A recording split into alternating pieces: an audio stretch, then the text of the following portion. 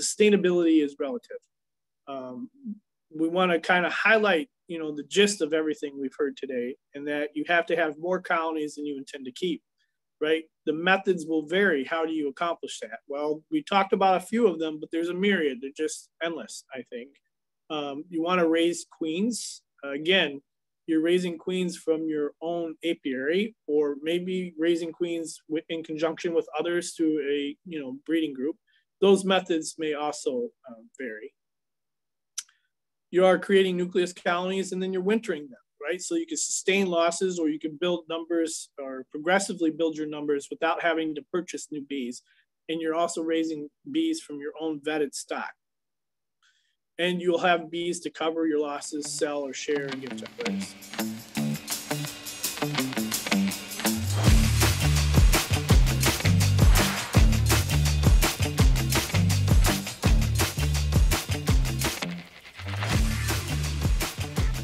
I want to welcome everybody tonight, and thank you for coming.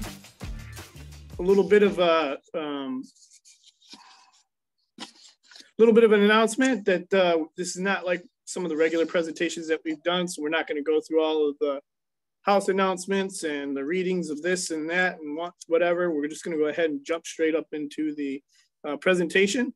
And I do want to make sure that everybody who is here is aware of the Sustainable Beekeepers Guild of Michigan's mission summary. And that is important because that is one of the primary drivers of our purpose and our existence. And get the screen to go here.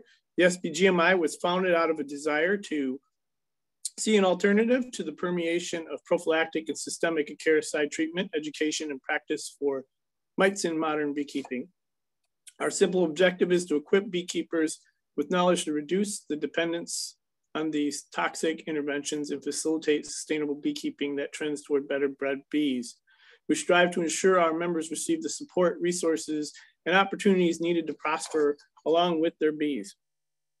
And by way of introduction, I just want to let everybody know that my name is James Lee. I am the president of the Sustainable Beekeepers Guild of Michigan. I have been wanting to keep bees for an exceptionally long time. I used to bother my wife way back in 2012, 2013, something like that, about getting honeybees. And we had just settled into our home. And, you know, when you're doing something like that, you got a lot of other priorities on the agenda. And keeping bees, especially when you don't really know too much about them, there's a steep curve. But I had been involved in organic gardening and teaching organic gardening classes and, you know, doing presentations in the community regarding sustainable gardening practices.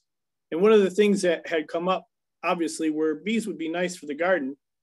So I started to pursue this desire. And I reached out to the state of Michigan Department of Agriculture and Rural Development. I also reached out to the Michigan Farm Bureau and asked them about the support that they have for backyard beekeepers or urban farmers and what they could do to help set some sort of a framework in place, you know, to keep bees, especially in an urban setting, because at the time, and currently I still do, living in a residential setting, I didn't want to set up a couple of beehives and then have the city come along and say, oh, you can't do that. It would be disappointing, and it would also be a terrible setback. But regardless, I decided to go ahead and pursue, you know, all the requirements and see what was necessary, and had the state of Michigan come out, take a look at the proposed apiary and make sure that it met the requirements of the general acceptable agricultural management practices for beekeeping, according to the state of Michigan. And according to their requirements, we met all of the stipulations that were necessary to do it in a sustainable fashion.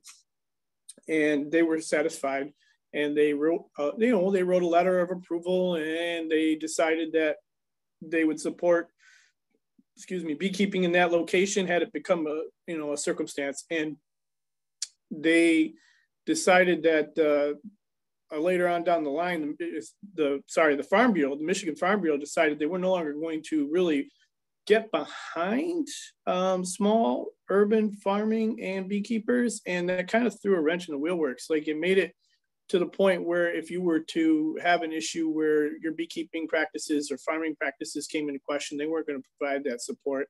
And for me, that was sufficient to say, this is not something that I really wanted to pursue without having some sort of backup, especially if an encounter with the ordinance department or the city came into play. So that's kind of the little bit of an introduction of how I came into the world of beekeeping at that time. We did not decide to get bees, nor did we decide to set up bee colonies. And they still kind of remained in the background, and there was still a bit of a desire. But without that additional support, it wasn't something that I felt was something I could pursue. So gardening and chickens is what I decided to pursue. Unfortunately, the chickens got to a point where they no longer were laying, and they also were too friendly and too nice, and they all had names, and that was no longer sustainable either, because now I'm feeding chickens that aren't necessarily laying eggs, and they all have names, and the kids are all enjoying them and can't exactly make soup out of them. So that became a bit of a dilemma, but it just goes to show you that you can pursue these particular interests and hobbies, and sustainability becomes an issue of relativity, right? It becomes a matter of, will this work out in my circumstances? Do I have support? Things like that. So this is my family. This is my support system, right? And as I was talking with you and sharing with you a little bit about the theories of relativity, I had to make a decision about whether or not I wanted to keep bees. And at the time, it wasn't sustainable, but later on down the line, I decided that it was. And, this started around 2019, 2020. We investigated the potential of, placing the beehives on the property and what it would take to have those. And really what it boiled down to is that my wonderful wife here said it was okay to get bees. And that's really when it became sustainable. I had permission. And so I decided to go ahead and start keeping bees, and bought a couple of nucleus colonies from a beekeeper in the middle of Michigan. And it was a horrible first year. It was an atrocious first year. And it's not that it was atrocious in that I didn't learn anything, but it was atrocious in that I lost all of my colonies except for a queen and her retinue. And other than that, nobody else made it. And as I sat there looking out the back window, staring at these beehives and wondering what, I could do differently the next time around, or if there was even potential for keeping bees again, my wife said to me, if those bees don't live through the next season, we're not getting bees anymore. Now, we could raise up the old adage of who wears the pants and this, that, or the other, but in reality, I wasn't going to argue with her, and I wasn't exactly prepared to tell her that I knew what I needed to do to keep them alive for a whole other season either. But losing the bees was not sustainable in her eyes, right? And again, this brings up the question of sustainability being a relative term, because as you look at this family, there's 7 people in the picture, and I'm not a rich man, and I don't make a whole lot of money, and I'm just making a social worker's salary. And I don't know what most people know about social work salaries, but it's not the most lucrative position or job in the world. And there's a lot of mouths to feed, and bills have to be paid. And beekeeping is not exactly a cheap hobby or a cheap profession, to be honest with you. But people could look at these circumstances and say that, 7 people in your family is not sustainable. But for me, it is, and even on a small salary, we make things work because we use the resources that we have available to us. We're frugal, we make decisions based on what's necessary and what's not necessary. And it demonstrates that, sustainability, again, becomes a relative term, because for some people, 1 kid is not sustainable, 2 kids is definitely not sustainable, but 5 kids, especially 5 of my offspring, might not be sustainable for most people. So for me, this is a sustainable circumstance. And although I question it sometimes, because you have so many people in a single household competing for resources, I may not always get to eat what it was that I bought or purchased for me to eat, but everybody else is full. So, relativity means that there's a variance in the definition based on what you set or the standard you set for yourself. and what is sustainable dependent on your goals, you know, and even when it comes to loss, you know, I lose out on some of the great opportunities to eat the wonderful snacks that folks are the snacks that my wife has purchased that I worked really hard to get with, you know, the money from our various pursuits and my jobs and whatnot, but they get to enjoy it and they're sustaining, but it's not sustainable for me, right? So I have to get my snacks on the side. So for me, this is six tax deductions. You know, is it 6 tax deductions or is it 6 burdens, right? I got 5 contributors to my wife and I's retirement plan. One of the 5 surely will, you know, be willing to change my diapers when I'm older. At least I hope. So I'm playing the odds on that. I'm taking a statistical gamble, and if 2 of them are willing to help out, even better. So I won't beg the question on that too much further. But you know, we'll go on to this next slide here. You know, on the screen you'll see a picture, which is a clipping from a magazine, and then the magazine is Bee Culture. And you'll notice in the upper left-hand corner, let me find my notes here. In the upper left-hand corner, there's a description of the picture, and it's Jim Thompson and Jim 2 taking a minute to catch up, right? So they're distributing honeybee packages, okay? And then in the bottom, you have Bee Culture's own Jerry Hayes heading home with his packages. So Jerry Hayes is the current editor of the Bee Culture magazine. And don't worry, for those of you who are watching or might have concerns, would you have permission from Jerry himself to use this picture? You know, but what we have here is a demonstration of honeybee education and the discrepancy in relativity for the definition of sustainability.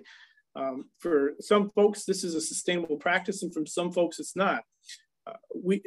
To quote Jerry, it says, "We in the U.S. have such high losses every year because most hobby beekeepers don't know how to get past buying packages every spring as they blame somebody or somebody else for their losses."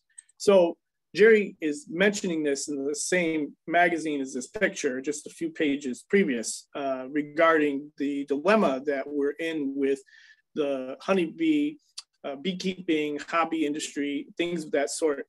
And beekeepers are stuck in a endless routine of losing their bees each year and then purchasing new bees to replace their losses. And this is definitely not sustainable, regardless of what your position is. You can't continue to lose bees, but yet purchase bees in order to be sustainable, because you're feeding a system that is dependent on the fact that you will lose your bees. Now, some folks might bring in packages on occasion to add to their apiary, or maybe even feel like they're bringing in a different set of genetics, or they wanted to try a different package producer's stock. But in reality, if you have to replace your colony losses every year with packages, this is a troubling circumstance, but it's very expensive. So it's not sustainable in the fact that you're going broke in order to pursue something that's not producing any benefit for you. So we'll take a look at some screenshots from the Bee Informed Partnership Survey of Reporting Michigan Beekeepers through the years 2008-2020. And if you, hold on one second. If you take a look at the screen up top, this screenshot was from 2019 when I was preparing to purchase bees, and I was kind of evaluating and researching the risk that was involved with keeping bees, but also in using miticides or acaricides, because I wasn't really keen on the idea of using acaricides or treatments, as most folks call them, chemicals. And I had to look at the data to really come up with a strong imposition to treat the bees or not treat the bees. And I didn't know the difference between either perspective, at that time. And based on the data that I evaluated, we saw that from 2008 and to 2020, Michigan beekeepers were experiencing similar losses, regardless of whether or not they used acaricides or do not use acaricides. I don't have the screenshots to delineate the information that I drew further on what kinds of treatments were used or whether individuals were treating correctly. But based on the information, I made a decision that I felt like keeping bees without treatments were not going to yield much better results than what I was seeing in the survey. And if we go further to evaluate information from the Bee Informed Partnership, we see that the average rate of loss nationally, if you follow this trend line across the screen here, is 40%. And this is again from the years 2008 to 2021. So beekeepers on average, regardless of their treatment philosophy, are losing statistically on average in hobbyists 40% of their bees. So is this a sustainable practice? Is this sustainable regardless of your treatment philosophy? So this next screen is this year's data. And this is just preliminary data because they haven't really fully released it yet. But there was some curious facts that kind of played out when I was evaluating this information. And I retrieved this earlier in March of this year. We have several different demonstrations here. If you look at the data on the upper graph, and then you look at the little breakouts down below, you see the differences in the types of beekeepers that are reporting losses. And so on the top, we have like all of them summarized together, and below we have the backyarder, the sideliner, and the commercial beekeepers. And the one thing that stuck out is that obviously these loss rates have been pretty much consistent up until this last year, where we saw a reduction in losses with commercial beekeepers. But it's interesting that loss rates remain high, which indicates that beekeepers are under substantial pressure to offset their losses by creating new colonies every year. So the range of loss is steady, but progressively worse for the backyard beekeepers. But sideliners and commercial beekeepers have greater resources. They have greater capacity to replace losses by shoring up their potential losses with new colonies. So they have the resources to make nucleuses. They have the resources to split or divide. They're not just dealing with 1 or 2 colonies or 3 colonies. They're dealing with 50, 60, 70. A sideliner is defined by a beekeeper who keeps more than 50. And so they have the ability to replace these losses based on the fact that they've created more colonies to replace those losses the following year.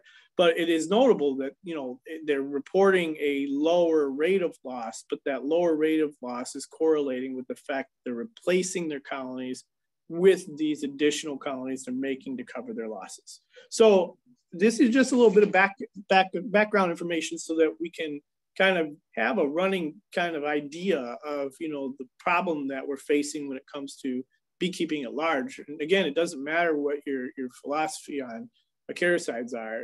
What matters is what is sustainability, because it, again, is a relative term.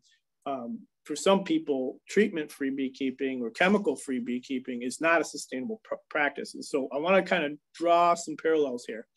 What is sustainability? And, I went on this mission where I was evaluating what sustainability was, and I was researching various teachers on the topic, people who've been keeping bees for long periods of time, sought out speakers that we respect and that are revered in the beekeeping world, and some of them from the great state of Michigan. And one of the quotes that I came upon was this one: "The sustainable beekeeper is one who keeps extra bee colonies in production at all times, usually as growing nuclei colonies established during the peak of bee population from swarm prevention practices," again, making nucleuses, "or by catching swarms and removing bees from buildings." So the sustainable practice is replacing losses or having enough bees to cover losses. And you can also replace losses or add to your numbers so you can sustain losses by catching swarms or cutting bees out of buildings. So I'd say at this point, this definition from Dr. Larry Connor, which is quoted from an American Bee Journal article in November of 15, is that, you're not buying in bees, you're not purchasing bees. So this makes the practice of making additional colonies to cover losses or to have more bees than you really want one of sustainability by his definition. So we go further again, and I'm I've got maybe 10, 15, 20 different resources, but I'm just going to cover the top three quotable sources that I mentioned in this presentation. So this one is my definition of a sustainable apiary. My bees are kept in good health and free from preventable illness, so my losses are minimum. So as I was saying, Dr. Connor and Megan Milbrath agree on replacing losses, but having additional bees available and making sure that you keep your colonies in good health. So, and that way you can prepare for your losses so you know what you're facing.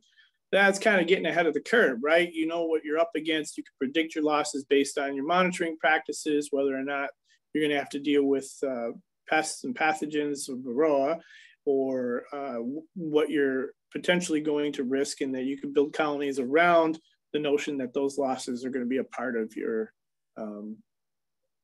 beekeeping year. So this next quote is, to me, the sustainability in the apiary is the ability to grow all the bees and queens from the apiary that we need to replace, dead outs, or make increase. Buying in replacement bees and queens is not being sustainable. So this definition kind of summarizes very similarly what the others are echoing. This is Michael Palmer, and this was from a Facebook discussion actually that engaged him in last year on the Sustainable Beekeeping Facebook page. It's a different group, but we were discussing the definition of sustainability, which again was a relative term. And if anybody's ever seen the thread, you'll see that there literally is a definition for each person that contributed to the discussion, and not any one of them were similar or reflective of the other. So in summary, sustainable beekeeping, at least by folks that are experts in the field, that many would consider to be experts in the field, one is minimize your loss. So sustainability is the capacity or the ability to minimize your loss. So you have bees that can sustain your losses. And if you do lose colonies, you've got more bees to build back up so that you're not without. Your ability to recover from within, so that if you have a need for bees or queens, you can build from within your own apiary. You're not purchasing packages or other nucleus colonies. You're able to build back up or build further based on what you have in your own apiary.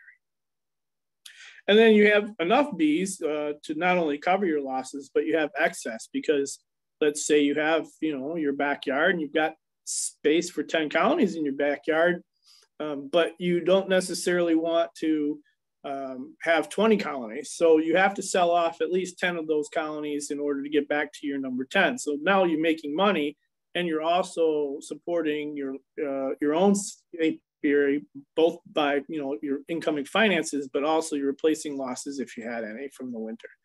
All right, so what does this all mean?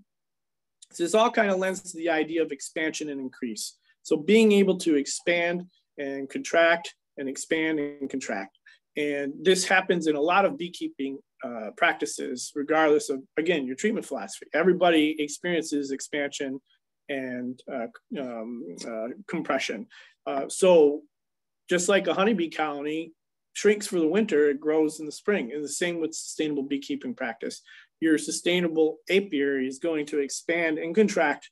There's the word I was looking for, expand and contract throughout the year, just like the honeybee colony. So modes of expansion that lend to sustainability, what are those? There's a couple of different approaches, a couple of different modes of expansion that lend to sustainability. We'll talk about a couple of those. So this helps us define sustainability. So here's one of my apiaries from a couple of years ago. One of my colonies in my airport apiary.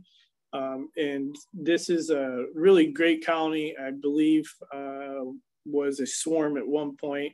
They were very strong coming out of the winter, three medium boxes full of bees. They had plenty of resources and didn't require any feeding. They met all the criteria of a great bee colony. And I was able to split several colonies from this particular colony. So I was able to take that and make additional honeybees for the apiary. So this is another type of splitting, and I call it even Stevens, right? So you're making a complete equal split. You take one of your colonies and you split it right down the middle, and you've got 2 colonies now. And that way you are increasing your growth with just 1 hive to 2. And so that's pretty significant, especially if you're operating 1 to 5 hives in your backyard. You can also do the walkaway splits, which kind of builds off of the even Steven split, where you are making a couple of different splits because there's enough resources, and maybe you take some nuke boxes and you put some frames of brood and some resources, some nectar and some pollen in with those nucleus colonies, and you just leave them be, let them make a queen themselves. You're walking away. And, you know, we can talk a little bit about what walk-away splits are, or we can continue on, but there's lots of information about the types of walk-away splits and a lot of great resources on how to do that. Then there's a queening split, and I don't know if there's a better term for that, but this is what I call it, is you're going to go ahead and split from this colony just like you would with the even Stevens, but you're going to add a queen, or maybe add a cell, or maybe you bought a queen from somewhere else and some new genetics that you want to try. Maybe you got a queen order from the SPGMI and you're going to try one of the new virgins from Corey Stevens. But this would be a split that you prepare in advance, and then you assist them by giving them a queen that's already either been developed or started along in the process. And then there's the artificial swarm, you know, which is very similar to the walkaway split, except that you're taking the original queen away from the previous colony or the donor colony, and you're putting them into another colony so that you are essentially reducing that reproductive mechanism, which you're going to see is occurring here in this colony on the screen. They were definitely ready to swarm, and they were just getting ready to make swarm cells. So we took advantage of that impulse, that reproductive impulse, so that they could be divided up. And when I say we, I meant me. So here's another example of, you know, kind of what was mentioned in the quotations, especially Dr. Connor's quotation, where he was discussing, you know, adding to your apiary with swarms, you know, as being it's considered a sustainable practice. So it's another mode of expansion, again, expansion, that lends to sustainability. And, you know, this primarily happens in the spring, and you're able to retrieve swarms from swarm calls, or you're able to retrieve swarms from your own apiary or other apiaries because you didn't get to them in time, or other beekeepers didn't get to them in time. Excuse me. This box on the left is a swarm that came from a swarm trap that was placed out the previous year, and they wintered in that particular box. And they're not getting ready to swarm. That picture is actually them overheating, which is interesting because I'm having similar problems with overwintered bees in a swarm trap box, just like that one. And they're doing the exact same thing. They're just bearding on the front of the swarm trap. And in the middle picture is another swarm. This was from another beekeeper who couldn't retrieve it. So she called me, and I went up the tree and got those bees, and those bees are actually still alive. Well, the queen's still alive. She's had plenty of new bees since that swarm. And this other one on the right is another swarm that was retrieved. So these are all added to the apiary as part of that expansion and contraction idea. So you're able to not just replace losses, but I was adding to my number. I went from, let's say, 10 colonies to 15 after catching several swarms during the peak of May. So when you are doing all of this expansion and contraction, you want to have equipment on hand. You don't necessarily want to be doing all of this without somewhere for the bees to go.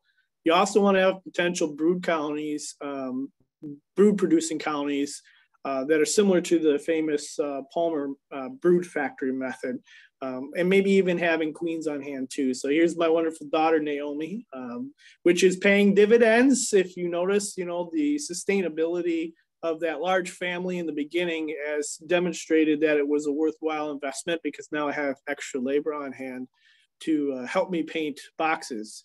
And if she does end up liking beekeeping after suffering through box painting, we will have overcome a major barrier for most beekeepers, and she will have already gotten that out of the way. So the strong distaste for painting boxes runs deep in my veins, and I'm trying to get her over that by exposing her gradually.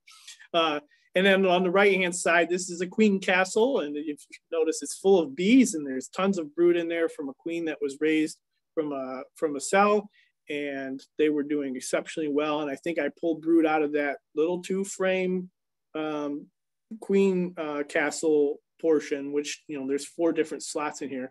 I pulled brood out of there several times, and she just laid it up, and the bees made more wax multiple times, which was fantastic. So here you have, this is a presentation that's on the YouTube channel, the SBGMI YouTube channel. If you wanna start raising your own queens, you're interested in raising your own queens or being able to have queens on hand, and you have a small apiary, this presentation is really good because you can get information about doing it on a small scale in an accessible way that doesn't require grafting or a lot of extra technical knowledge to produce queens. And it really talks about the quality that you can get from 10 and 2-day cells and walkaway splits. And Angelo does a really good job with that presentation. So make sure you go to the channel and subscribe, and you'll get additional notifications for presentations like that. So now I want to talk a little bit further about nucleus colonies. So for me, this is like having depth. And if anybody here has any sports knowledge or is a sports fan, nucleus colonies give you depth to the bench. They give you options and resources, and they allow you to evaluate colony health and strength without being stuck trying to nurse along a colony that's not doing very well or is suffering from an exceptionally high varroa load or a poor performing queen. I mean, it helps address a lot of problems. Too many to list here or talk here. It's a whole talk in and of itself. But nukes can't be overemphasized. Even if you just keep 1 or 2 colonies for every hive that you have in your yard, you'll be able to really sustain your apiary, not only losses, but you'll be able to sustain the current hives that you have if they're going low on resources or they need a little additional assistance because there was some sort of a setback or a queen event. Excuse me. So the last few years, I primarily relied on the OTS queen rearing system because it's effective for a busy schedule. And if you only have enough time to hop into the bee yard after work, split a few hives, and then notch a couple of cells, as the OTS method suggests, you're allowing the bees to produce queens for you in what's called a walk-away split fashion, like we talked about earlier. But it gives you a bit of a system of things, so you can put them on a timeline and you have a schedule. It's a really good introductory method, a very helpful method. And, you know, I've been pleasantly surprised by the results that I've had so far. There are some, you know, some flaws and deficits to it. And that's going to be any kind of beekeeping method that I've found. But, you know, if it's within your goals, it's within the outcomes that you're looking to achieve. If it helps you get there, then it's nothing more than helpful. All right, so it's also important that you have a supply of available frames, you know, food, pollen, drawn comb, and queens. The nukes help provide that. Each one of these colonies have, on your screen, have, you know, all of those resources in them, and they're producing them on a recurrent basis. And if I want to grow them larger from their current circumstances, I can, right? I can add additional boxes, or I can put them into a larger colony and let them go on, just like if you were to have brought in a nuke from a nuke producer. So, or I can rob them of the resources that they're providing me, and I can shore up weaker colonies. So I can also sell those colonies either in the spring, or I can overwinter them. But either way, I'm selling from my excess bees, right? I have bees that are surviving and able to provide others with bees and queens from the overage. And here's a couple of examples of those overwintered nukes that were available and provided to my neighbors and people that wanted to purchase them. All right. So the other aspect that I want to talk about today too, as far as sustainability is concerned, is queens for vitality, right? This is kind of crucial to the sustainable apiary. I think that it's important to have queens and have queens available, but if you wait too long to attain a queen, or you have a queen event and you're not able to produce a queen from within your own apiary, you might be stuck in a situation where you're going to lose the colony. Especially if you only have 1 or 2. You can't necessarily help one from the other in that point, or maybe you can combine them and just have one colony. But the idea is that you're able to sustain circumstances or events like that because you have additional resources available. So this is a picture of Jeff Wesolowski and myself. If anybody is familiar with our Facebook group, Jeff's on there. And Jeff is also a member of the SBGMI board. He's from Ohio, and he decided that he wanted to bring some of his colonies up to one of my yards and mate them, because that yard had some pretty significant success over the course of the last year or two. And the mating was exceptionally well. So he brought his colonies up there and he mated those colonies in that yard, and he went 6 for 6 on mating success. And as far as I know, to this date, those 6 colonies have made it through the winter. So we'll see how well the queens do this year. But things like that, you know, engaging with other beekeepers, people in your community, so that you can sustain your apiary with your own homegrown stock. You don't have to order out and buy bees. You can raise them within your own apiary. So make sure that you're bringing in verified stock, right? So not all stock, like in this instance, is Varroa sensitive hygiene or VSH. Somebody says it is VSH and you're purchasing a queen that you think is going to help you with your Varroa tolerance or resistance, and it's just being sold or promoted as VSH. And so this is kind of a pet peeve. Maybe it's a pet doctrine, but if you are going to invest in purchasing VSH, make sure that you ask the person you're buying it from if this is actually VSH queen. Where did it come from? What was the queen's mother? Were they scored on the Harbo assay?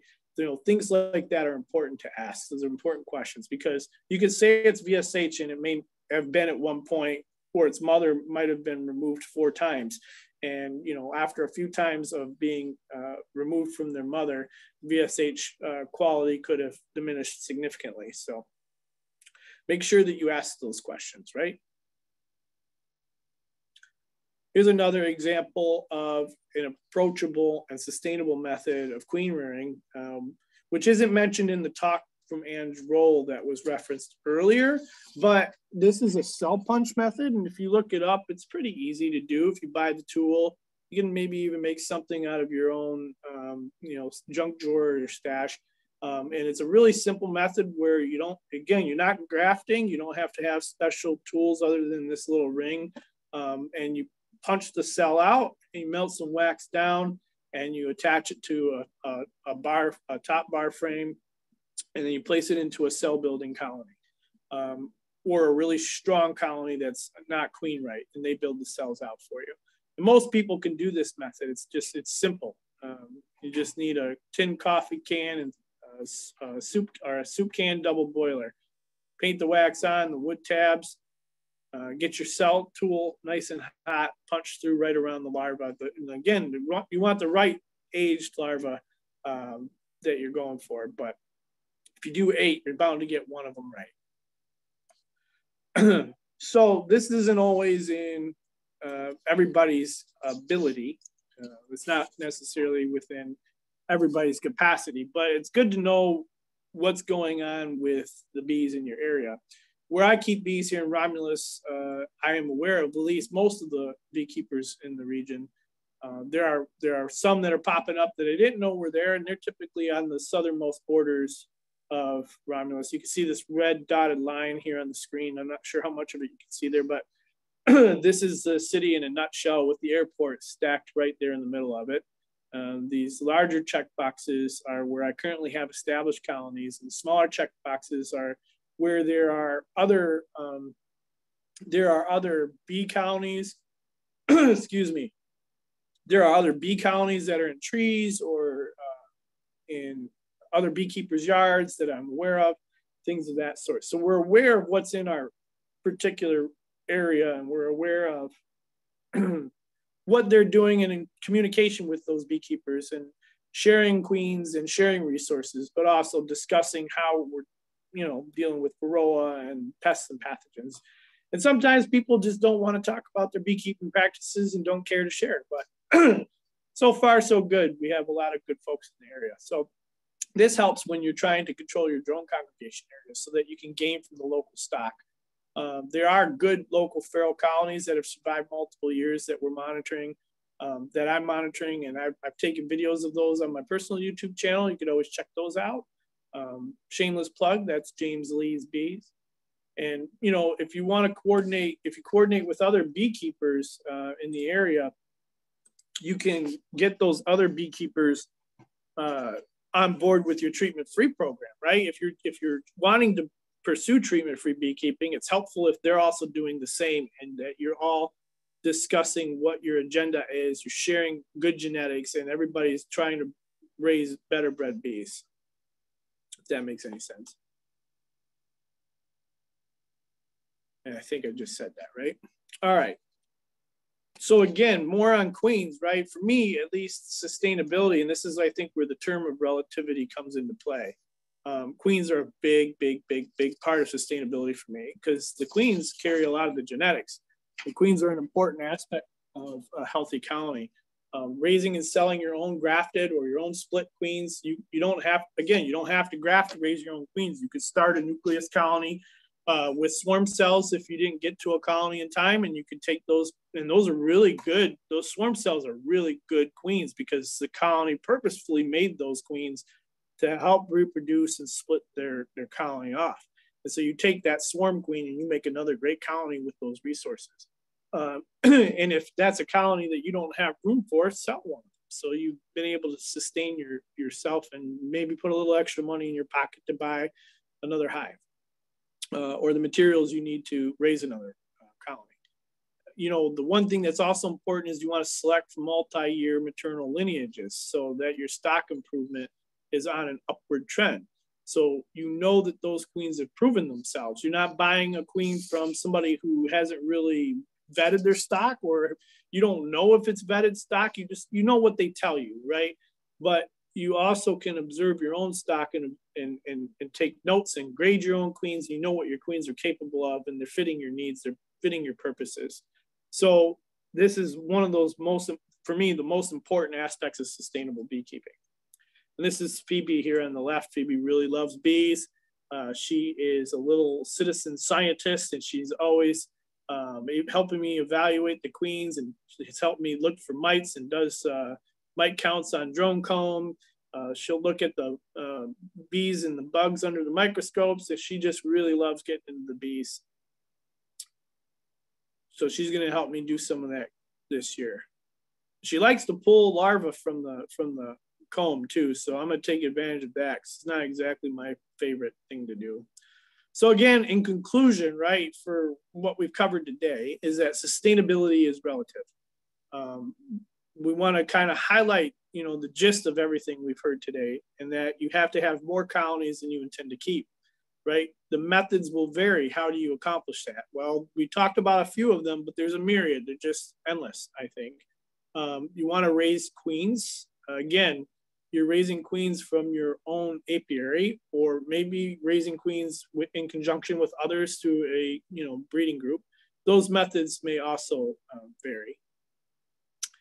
You are creating nucleus colonies, and then you're wintering them, right? So you can sustain losses, or you can build numbers or progressively build your numbers without having to purchase new bees. And you're also raising bees from your own vetted stock. And you'll have bees to cover your losses, sell or share or give to others. Now, this last one is retrieving swarms as part of the picture of sustainability. I don't necessarily feel that retrieving swarms is part of the sustainable beekeeping picture, because not all beekeepers have access to replace losses with swarms. It is something that you can engage in. You can get some really great stock, and I have gotten great stock from swarm retrievals, but it's not something that all beekeepers really can do in a sustainable way. So I think this is one of those relative terms. If you have a full-time job, you don't necessarily have the capacity to run out in the middle of the day when most swarms are occurring and retrieve that swarm because you're busy working.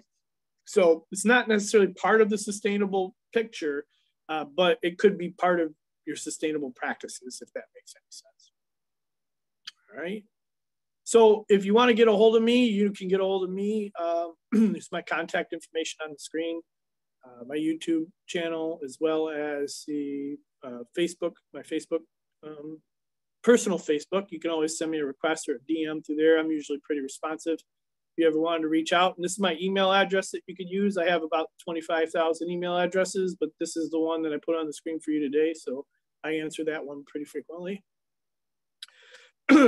And lastly, I want to make sure that you all understand that, the purpose of this presentation was to talk about the definition of sustainability in conjunction with treatment-free beekeeping practices. And so the next talk in the series will kind of really, we'll dive into what is treatment-free, what are the definitions that are associated with treatment-free beekeeping. We'll announce a date for that presentation through the various social mediums, the newsletter, the Facebook group, and the webpage. And that way people will be able to get the information about that. And you'll be able to register for that presentation through the website, just like you did for this one as well.